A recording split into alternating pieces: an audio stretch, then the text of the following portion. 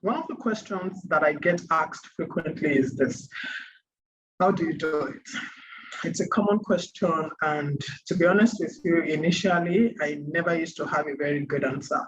I would just say, oh yeah, it's God, oh, yeah, it's Allah, it's God, something like that. And most times these questions come out when I go for interviews.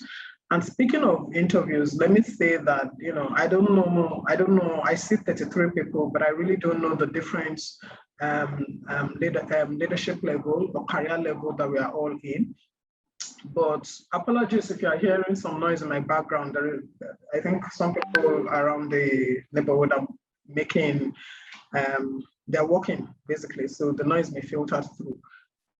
So when I talk about interviews, I used to use every opportunity I have to tell my audience to, as much as possible, test their market worth by going for interviews. So if you're going to write the first thing down here, it's that you should test your market worth. It doesn't matter if you love the company you're working. It doesn't matter if you are happy doing what you're happy. It's okay. Just there is a role you think you can do it, just apply, and basically go through the process. It helps you learn. Whether they call you back or not, it really doesn't matter. It's not like you're actively looking for, but you're just testing your market worth. So when I talk about, interviews, I like mentioning that. So when I go for interviews and they say, and the interview, because most times now it's more or less gist, and it gets to, so tell us about yourself. Of course, I keep it, personal, I keep it career-wise, I just talk about the career. And there's some interviewers probe, and I think they do that because they also want to know the personality they're talking to. So they ask questions like, okay, tell me about what is not on your CV. Tell me about yourself, things that I won't find on your CV. And then I open the tab and I rant and I rant and I rant. And most times I get this question again: how do you do it? And because it's a formal gathering, of course I can say it's good, but I just thought there has to be something, a response that shows the things that you've been doing. And I'll tell you also why they ask this question. So I'll go to the next slide. Of course, I'll tell them I'm married. I'm 13 years in marriage. Of course, that is a different school, on its own, with its own, challenges and all that. Not all glamour, but very beautiful. I tell them I'm married and I have 4 boys. I like this logo, Mom of 4 boys. I really like it. In the course of preparing for this, program, I saw it and I said, wow, this is cool. So Mom of 4 boys, and I have one of them with special needs, and usually before I used to tell my friends that, even those that knew me way back from my university days, not just my past places of work, I used to tell them I would have 6 kids, that I am going to have 6 kids because I really love children, And then I have the first one, then I have a set of twins, and then I have the last one. Yeah, I think I can boldly say is the last one, Idowu. So one of the twins is a child with special needs. So when they ask me, Debola, I used to have 6 kids, I'll tell them, no, I have 10 boys already, because he, for me, is more than a child, but a beautiful, beautiful child, because it keeps inspiring me to be a different, special type of person. So, my hands are full, and then I like putting this because I am very hands-on. So I'm not the mom that leaves everything to the school. So I am, and I tell my teachers, the teachers of my kids, that I'm not dumping my children in school. I'm actively involved. So you have to deal with me. So when they're writing tests, when they're writing exam, we are doing it together.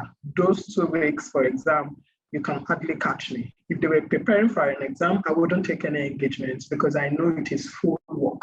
We don't sleep early, we sleep like one, we wake up, I'm telling them, pray before you start, concentrate, your diary, your pencil, everything is in your bag, and I sort of like the results when it comes out because it shows the inputs that we've made. So yeah, I'm very hands-on. I'm not a science student, but now I'm forced to learn everything about applied force, gravity, and all that, and it's beautiful. And I work full time. Work can be very demanding, so yeah. And then in 2018, wrote a book, basically sharing my years of experience, all the things I've learned in career. And that's on Clip Your Wings. It's a career book. It's about life. It's about career, how you can scale up your career. And one question people ask is, how do you find the time to write? And then I have a professional network that I manage.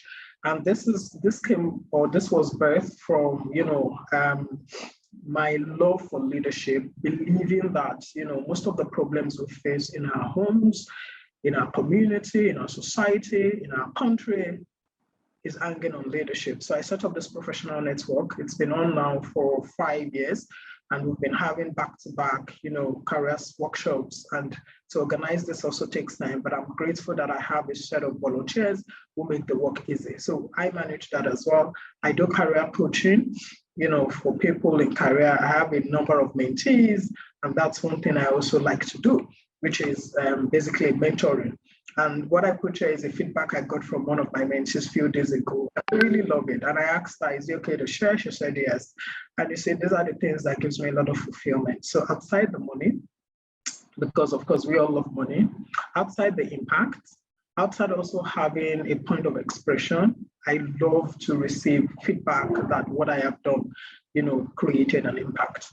So yeah, so when people ask how you do, so when you tell them, sometimes very briefly about all this, the next question is, how do you do all this?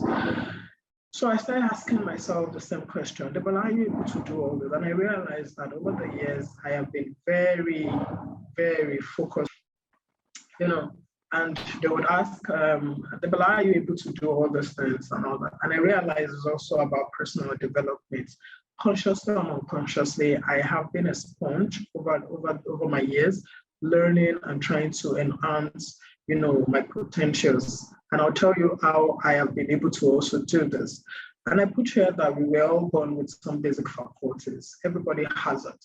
In the course of coaching, sometimes some people will tell me, no, I don't think God has given me any gifts. I believe we all have gifts. I believe that we all have something that we can do well. We may not be going that part of our life, but it is there for us to nurture. And when we have these faculties, a number of things molded for us. The first one is our inherent capacities.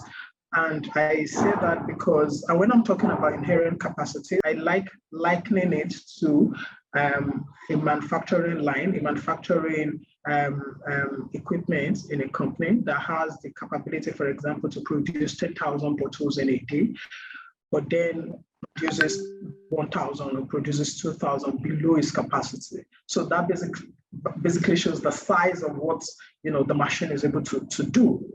And I liken it to us also because that's the amount of awesomeness, the amount of great things we're able to do if we actually, develop ourselves more. So we have inherent capacities. This is also molded, our faculty is also molded by our environment. Sometimes you realize also that how we grew up, the people we surrounded ourselves with, even to the TV we watch, to the program, everything kind of, and I would lump environment and external influences together because also what people have said to us, where we grew up. I used to say that one of the things that helped me in hindsight, I would say is my secondary school. I went to a military school, and if you know military school, we don't use pankere, we use kuboko, and everything is, we don't walk from one place to another, we jog. You cannot be caught walking. If you're moving from, no matter how short the distance is, we're jogging. So it's a very regimented, lifestyle. I hated it at that time, but I can look back now and say it's also one of the blessings that God has given me that I didn't realize then. It shaped basically who I am today. So personal development is that continuous zeal to continue to develop ourselves. And you cannot talk about personal development without also talking about time. You can't talk about it without talking about time management. How do you, okay, now I've developed myself, I used to say to people also, developing yourself is not a journey. We are never going to arrive. We are all, still in that journey, trying to be better and better. And of course, there are going to be challenges along the way. There are sometimes you just, meet life's trial, and then you're like asking yourself, how did I even get here? But you need to keep your head, keep your eyes on the goal. What is it you want to achieve at the end of the day? I don't know how many people feel this way about this year, but I actually feel this way. And I saw this and I said, I like it. How did we get here so soon? How did it get so late so soon? We are in the 10th month already, 2 months to go. And I remember just when were people joking that please don't overhype 2021. I was overhyping that killed 2020. It was just like yesterday, and look at us, we are almost running off 2021. So the time would not wait for us. It keeps going and going, and before you know it, we start asking ourselves, what are those things that I said to myself that I would like to achieve? What have I done? Have I been able to achieve that? So I feel this way about this year. I feel this way about time. It flies so fast. And understanding how we spend our time is the first step to knowing how to fill it up with things that are productive, the things that can help us, live the best life. Because to be honest, I tell people that while money is important, it's not the most important. I keep saying it, it's important. I remember one of my biggest bonds, Mr. Jubril Saba. I pray for this because I've not chatted with him for a long time. He said something to me one day during our coaching session, and he said, there are 3 things that we all, want or we all aspire to have. MIE, money, impact, and expression. So you can't be doing your job and you're getting money from it, but you also desire to make an impact. So what can you do to make an impact? Then the third one is expression. What can you do to express yourself? You need an outlet to be able to. So, for example, I paint. I like painting. For me, if I need to bucket that into one of those 3 to be under my expression, it's one way I like to express myself. If I turn this laptop around, you'll see my aisle for painting, my box of paint and all that. I do that as expression. For impact, I run Gold Digger. Then for money, of course, I work. Sometimes you find people that are able to combine those 3 things in one thing that they do. It gives them the money, they make impact, and then they also use that as a channel to express themselves. So for you to be able to do all those things, you need strong consciousness, strong time consciousness to be able to do that.